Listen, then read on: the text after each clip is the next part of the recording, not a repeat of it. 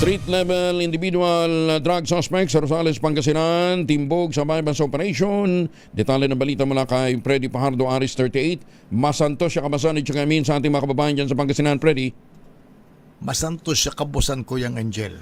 Arestado ang isang street-level individual drug suspect sa bayan ng Rosales sa ikinasang bypass operation ng kapulisan. Batay sa ulat ni Rosales Chief of Police Major Noel Cabakungan, nagsagawa ng operasyon ng kanyang mga tauhan sa Drug Enforcement Unit matapos makipag-ugnayan sa PIDEA Region 1 gamit ang mark money ng isa sa mga pulis na nagkunyaring buyer na kabili sa suspect ng 8 plastic sachet na naglalaman na hinihinalang shabu na tumitimbang ng 7.5 grams at may street drug price na 51,000 pesos, kaya agad itong inaresto. Nasamsam sa suspect ang mark money at kanyang cellphone at tricycle na ginagamit niya sa illegal niyang gawain. Nasa kustodiya ngayon ng Rosales Police Station ang akusado na naharap sa kaso ng paglabag sa Republic Act 9165, Comprehensive Dangerous Drug Act of 2002.